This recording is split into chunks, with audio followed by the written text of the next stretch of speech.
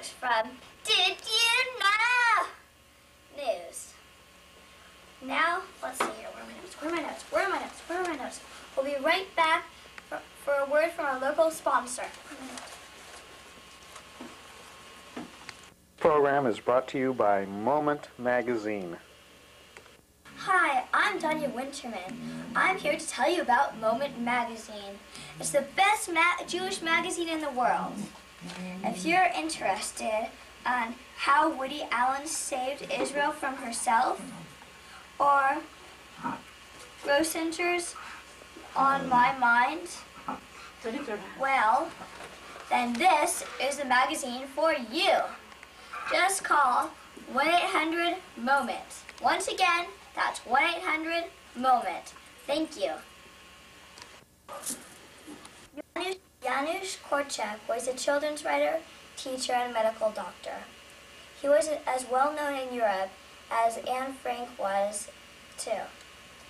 He also died in the Holocaust and left a diary behind.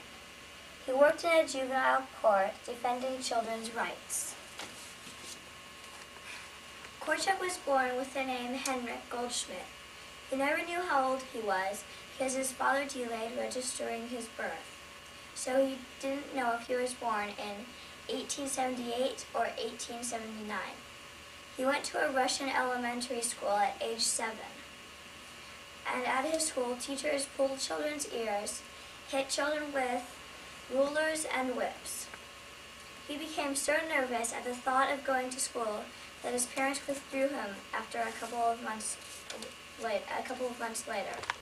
In 1898, while he was in medical school, he entered a playwriting contest. He put his play under the name Janusz Korczak because he knew that if people thought he was Jewish, he wouldn't win the contest. In 1905, he got his diploma, and then he was drafted to serve as a doctor in the Russo-Japanese War. Before he went to serve in the war, he wrote a book called Child of the Drawing Room, which became very famous while he was gone. Warsaw Society learned in 1910 that Korczak was going to give up writing and medical practice to become the director of a Jewish orphanage. It might appear that he was making a sacrifice, but to him it didn't seem like a sacrifice. He once said, "I always felt best when I was among children." He ran his orphanage like a republic.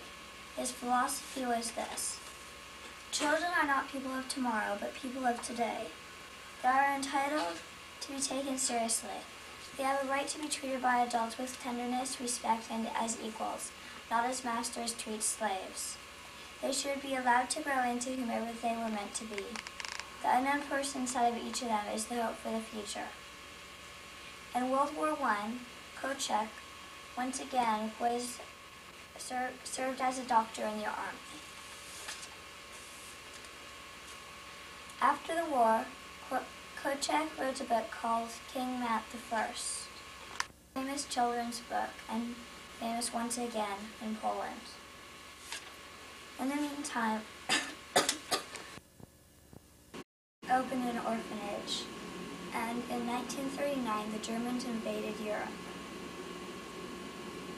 And so Korczak and the orphans gathered coal and potatoes and books and toys, and they took them into the ghetto with wagons, and the Germans stole the coal and the potatoes and stuff like that.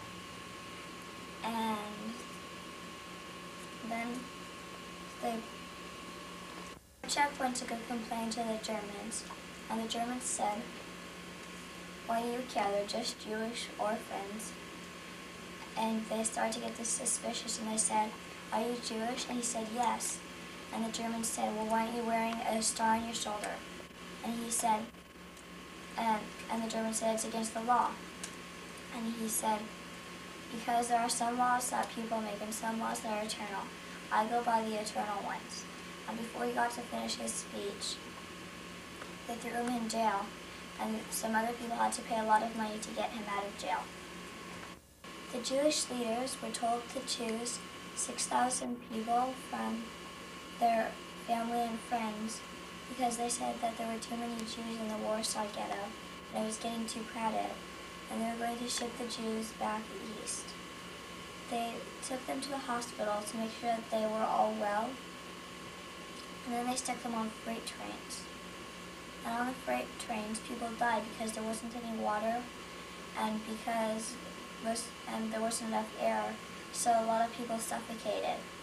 And then when they got to the death camp, then they just killed them anyway in the gas chambers.